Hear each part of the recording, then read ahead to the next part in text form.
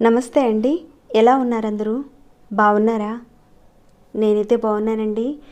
మీ అందరికీ అమ్మవారి ఆశీస్సులు ఎల్లప్పుడూ ఉండాలని కోరుకుంటూ, ప్రతి ఒక్కరికి డబ్బు సంపాదించాలని, కారు కొనుక్కోవాలని, ఇల్లు కావాలని, ఇలాంటి రకరకాల కోరికలు ఉంటాయి.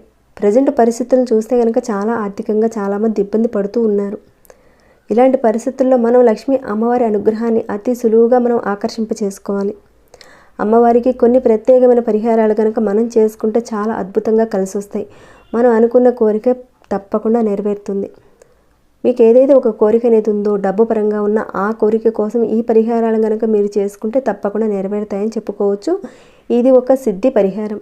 సిద్ధి పరిహారాలను చాలామంది చేసి రిజల్ట్ అనేది చూస్తూ ఉన్నారు. కాబట్టి దానిలో నుంచి చెప్పుకుంటున్న ఒక 2 పరిహారాలు. ఈ 2 పరిహారాలని అమ్మవారి లక్ష్మీ పూజలో కనుక చేసుకుంటే అద్భుతమైన ఫలితాలు కలుగుతాయి.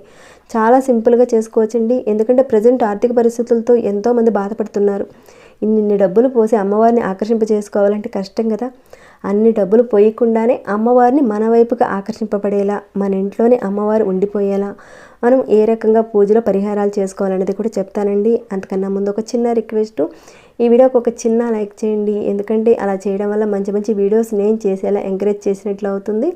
సబ్స్క్రైబ్ కానివారు ఎవరైనా కొత్తవారు ఉంటే కనుక మన ఛానల్లో అనేక రకాలైన సమస్యలకు తగ్గ పరిహారాలు, పూజలు ఉన్నాయి. ఒకసారి మీరు ఛానల్లోకి వెళ్ళి చూసి మీ సమస్యకు తగ్గ పరిహారం కానీ లేదంటే పూజ కానీ మీరు ఎంచుకొని ప్రయత్నించండి.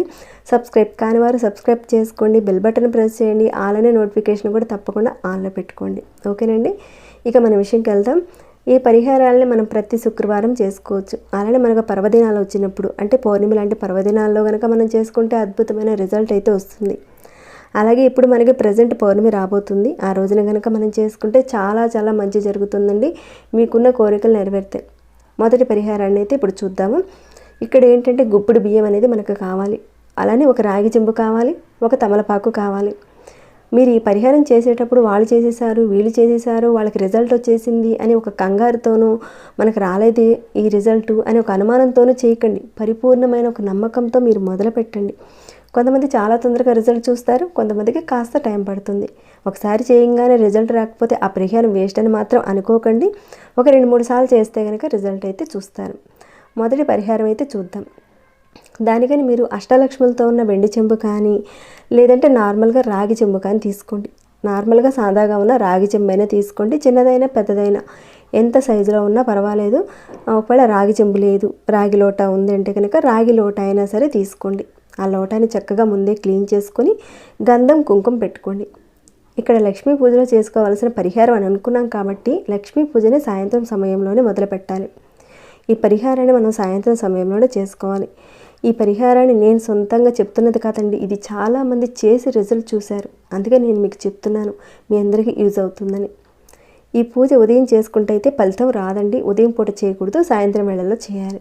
సాయంత్రం పూట 5 దాటిపోయిన తర్వాతే మనకి సంధ్యా సమయం అనేది వస్తుంది. ఆ సమయంలో మనం చేసుకోవడం వల్ల ఫలితం అయితే అధికంగా వస్తుంది. ఇక మనకు కావాల్సింది కేవలం ఒక రాగి చెంబు అనేది తీసుకోండి, లేదా వెండి చెంబు అయినా తీసుకోండి. తర్వాత బియ్యం తీసుకోండి. చక్కగా రాళ్ళు, రప్పులు, పురుగు, పుట్ర అలాంటిది ఏది లేకుండా చక్కగా మంచి బియ్యం తీసుకోండి. ఎప్పుడైనా అమ్మవారి కలశంలో కానీ అమ్మవారి దగ్గర పెట్టే బియ్యం మాత్రం చాలా శుభ్రంగా క్లియర్గా ఉన్న బియ్యాన్నే పెట్టాలి. బయట కొనుక్కొచ్చి అమ్మవారికి పెట్టనవసరం అవసరం లేదు. మన ఇంట్లో ఉన్న బియ్యమే తీసుకోండి. మీరు రాగి లోటా కానీ లేదంటే రాగి చెంబు తీసుకున్నారు కదా, దాని నిండుగా బియ్యం పోయండి. చక్కగా అక్కడే కూర్చొని చేయండి. అమ్మవారి మీద మనసు లగ్నం చేసి, నేను అనుకున్న కోరిక తప్పకుండా నెరవేరాలి, నాకు డబ్బుకు సంబంధించిన సమస్య, నేను ఇల్లు నేను బంగారం కొనుక్కోవాలి, బంగారం మాటి మాటికి కొనుక్కునే స్తోమత నాకు కలగజేసేలా చెయ్యి తల్లి అని మీరు ఏదైతే మనసులో అనుకుంటారో దాన్ని తప్పకుండా అమ్మవారి ముందు చెప్పుకోండి. ఈ విధంగా నిండుగా పోసిన తర్వాత ఆ బియ్యం మీద 2 తమలపాకులు పెట్టండి. తమలపాకులు పెట్టే ముందు కాస్త గంధం కుంకుమ పెట్టండి. ఈ తమలపాకులు ఏ రకంగా పెట్టాలంటే కాడలు అమ్మవారి వైపుకు ఉండాలి, కొనలు మన వైపుకు ఉండేలా పెట్టుకోవాలి.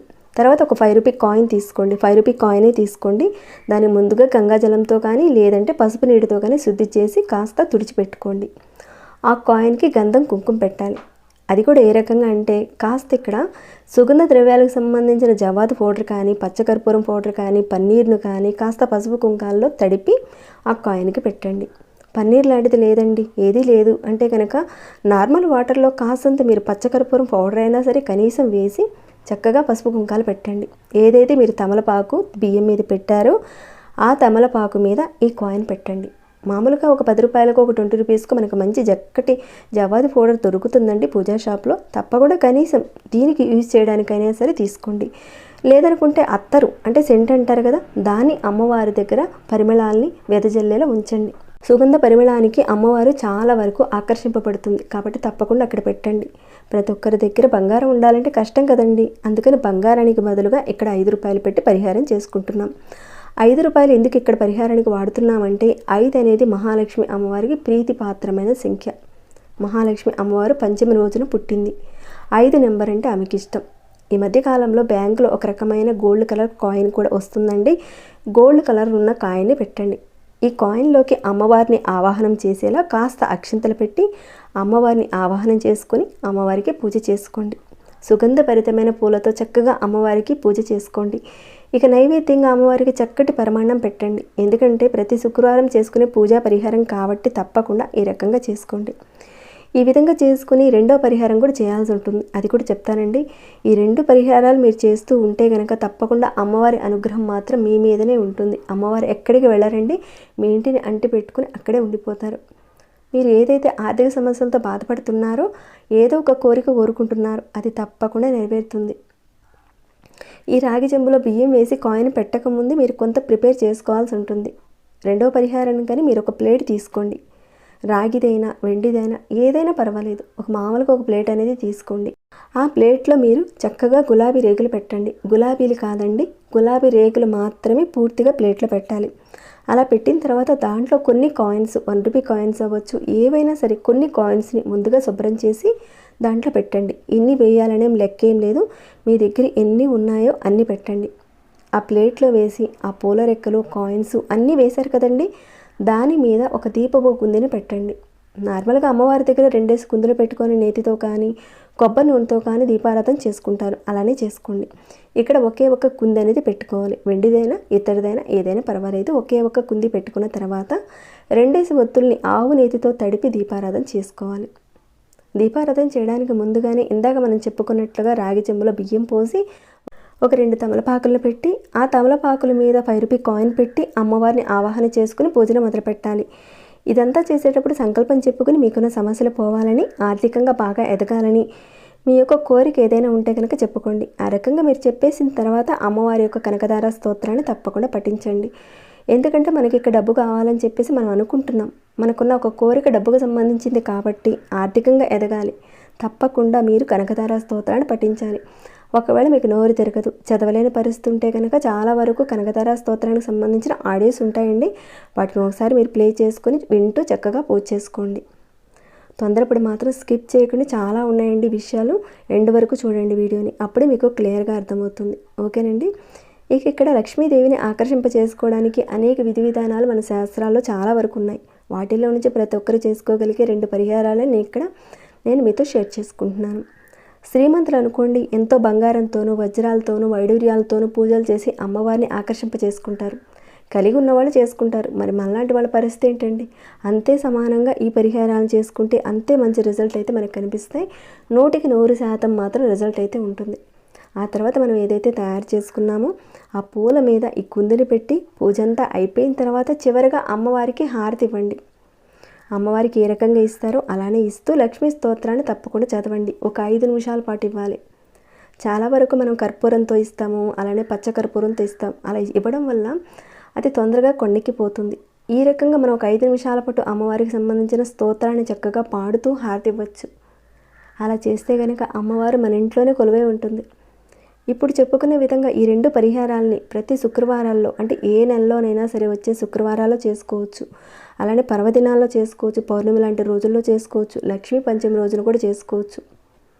ఈ పరిహారం చేయగానే మనకి వెంటనే రిజల్ట్ అయితే రాదండి, కొంత టైం అనేది తీసుకుంటుంది. అలా చేయగానే మనకి రిజల్ట్ అయితే కనిపించదు. చేస్తూ ఉంటే కనుక రిజల్ట్ అయితే తప్పకుండా చూస్తారు. మెల్లిమెల్లిగా మీ ఆర్థిక స్థితిలో మార్పునైతే చూస్తారు. మీరు ఏదైతే ఒక కోరిక కోరుకున్నారో అది తప్పకుండా నెరవేరడాన్ని మీరు చూస్తారు. మీరే అంటారు చాలా మంచి పరిహారం చెప్పారని. ఇక మీరు ఏదైతే రాగి చెంబులో బియ్యం పోసి పెట్టారు కదండి, వాటిని ఏం చేయాలి అని మీకు డౌట్ రావచ్చు. అది కూడా చెప్తానండి. ఆ రాగి చెంబులో ఉన్న బియ్యాన్ని నెక్స్ట్ శుక్రవారం మళ్ళీ అమ్మవారికి ఈ విధంగానే పూజ చేసుకుంటారు కదా, కాబట్టి అప్పుడు అమ్మవారికి కాస్త పరమాన్నం వండి అమ్మవారికి నివేదించండి. నివేదించిన పరమాన్నాన్ని ఇంట్లో వారు మాత్రమే తీసుకోవాలి, బయట వాళ్ళకి ఎవరికి కూడా పెట్టకూడదు. అప్పుడే లక్ష్మీ కటాక్షం ఉంటుంది. బయట వారికి నివేదించిన ప్రసాదాన్ని కనుక మీరు పెడితే సరైన ఫలితాలు రావు. ఎప్పుడైతే మీరు శుక్రవారం అమ్మవారి దగ్గర పూజ చేసి హారతి ఇస్తారు కదండి, దాన్నంతా కూడా శుక్రవారం రోజున నైట్ అంతా కూడా అక్కడే ఉంచేయండి. నెక్స్ట్ డే శనివారం వస్తుంది కదండి, కాబట్టి వాటిని తీసి హారతి పళ్ళెంలో ఏదైతే మీరు కాయిన్స్ పెట్టారో ఆ కాయిన్స్ని కానీ అలానే తమలపాకు మీద పెట్టిన ఆ కాయిన్ని జాగ్రత్తగా మీ కబోర్డ్లో దాచిపెట్టుకోండి. ఎప్పుడైనా అమ్మవారి దగ్గర యూజ్ చేసిన ఆ కాయిన్స్ని మాత్రం వేరే ఇతర అవసరాలకు మాత్రం యూజ్ చేయకూడదు. అమ్మవారి దగ్గర పెట్టి పూజించబడిన అలాంటి కాయిన్స్ని మాత్రం మన అవసరాల కోసం యూజ్ చేసుకుంటే కనుక మన ఇంట్లో డబ్బు నిలవదు. చాలామంది తెలియకుండానే చిన్న చిన్న పొరపాట్లు చేస్తారు. కాబట్టి ఈ విషయం కూడా కాస్త మీరు గుర్తుపెట్టుకొని మీరు ఏదైతే పూజలో పెట్టారో ఆ కాయిన్స్ని మళ్ళీ మీరు పూజలో ఉపయోగించుకునేలా మీరు చూసుకోండి. అంతేకాని ఇంటి అవసరాల కోసం మాత్రం ఆ కాయిన్స్ని మాత్రం యూజ్ చేయకండి. మీ యొక్క కోరిక అనేది ప్రతి శుక్రవారం మీరు చెబుతూ ఉండండి. ప్రతి శుక్రవారం చేయాలని అంటారేమో, కుదిరితే కనుక ప్రతి శుక్రవారం చేయండి. కనీసం ఇలాంటి పర్వదినాల్లో లక్ష్మీ పంచమి రోజుల్లో కానీ లేదంటే పౌర్ణమి రోజుల్లో కానీ కనీసం ఈ రకంగా చేసుకోండి. చేసుకుంటే కనుక ఆ అమ్మవారి యొక్క కటాక్షం మీ మీద ఎల్లప్పుడూ ఉంటుంది, మీ ఇంట్లో స్థిర నివాసంగా ఉంటుంది. ఇలా చేస్తూ ఉంటే కనుక మీ కోరిక కొన్ని వారాల్లోనే తొందరలో నెరవేరడానికి అవకాశాలు ఎక్కువ ఉంటాయి. తప్పకుండా ప్రయత్నించండి. మీ యొక్క సమస్యలు తీరిపోవాలని, మీ యొక్క కోరికలు నెరవేరాలని నేను కోరుకుంటున్నాను. మరి ఈ వీడియో మీకు ఎలా అనిపించిందని మాట చెప్పండి. ఇంకేమైనా డౌట్స్ వస్తే కనుక అడగండి, తప్పకుండా రిప్లై ఇస్తాను. ఇంకా లైక్ చేయని వాళ్ళు ఎవరైనా ఉంటే కనుక ఒక చిన్న లైక్ చేయండి. సబ్స్క్రైబ్ కానివారు మన ఛానల్కి సబ్స్క్రైబ్ చేసుకోండి. అలానే ప్రతిరోజు మన ఛానల్లో ఉన్న వీడియోస్ని చూస్తూ ఉండండి. మరొక భక్తి వీడియోలో మళ్ళీ మిమ్మల్ని కలుసుకుంటాను. అంతవరకు సెలవు.